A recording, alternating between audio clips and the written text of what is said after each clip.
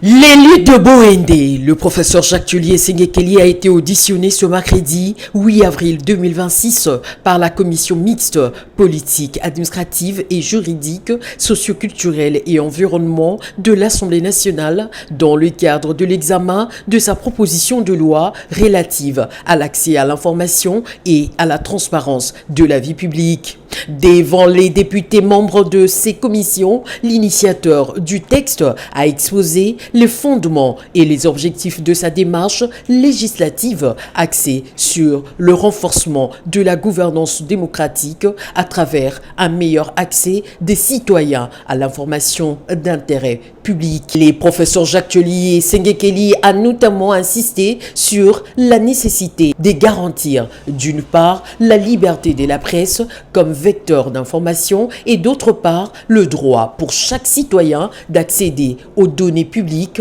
détenues par les institutions de l'État. Il a souligné que ces doubles mécanismes constituent un pilier essentiel de la transparence et du contrôle citoyen. Nous sommes venus justement nous éclairer sur un certain nombre de questions, notamment sur les fondements constitutionnels qui n'apparaissaient pas clairement par rapport à une loi déjà existante sur le droit à l'information de manière passive, c'est-à-dire la liberté des presses, d'être informé par la presse libre, indépendante, et les droits à l'information qui est la dimension active où tout citoyen congolais a le droit d'accéder à l'information qui est devenue un bien public. Et il fallait expliquer le fondement, l'articulation, la matrice, les aspects de la transparence publique qui étant prévoit l'obligation à tous les agents de l'État de déclarer leur patrimoine, d'avoir une autorité indépendante qui examine ces variations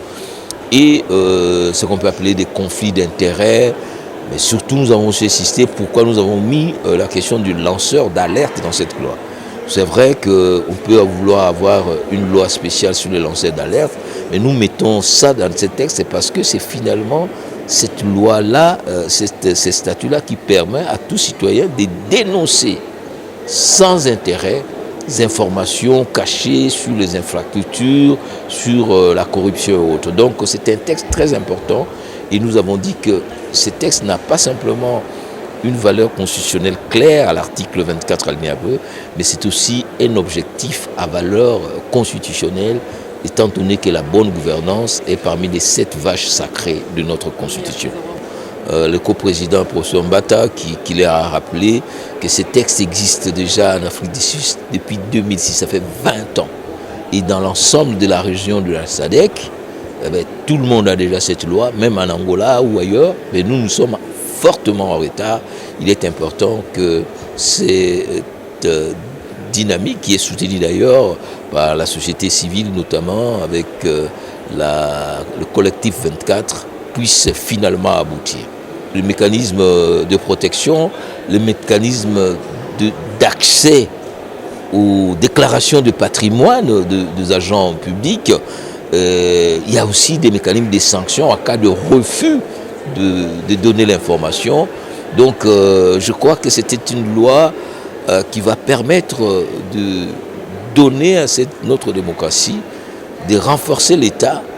par la transparence. L'initiateur, cette proposition de loi s'inscrit dans une dynamique internationale alors que plus de 130 pays disposent déjà d'une législation en matière d'accès à l'information. Il a ainsi plaidé pour une adoption rapide du texte afin de combler le retard de la République démocratique du Congo et de renforcer la transparence dans la gestion des affaires publiques. Les travaux se poursuivront au sein de la commission mixte en vue de l'élaboration du rapport à soumettre à la plénière.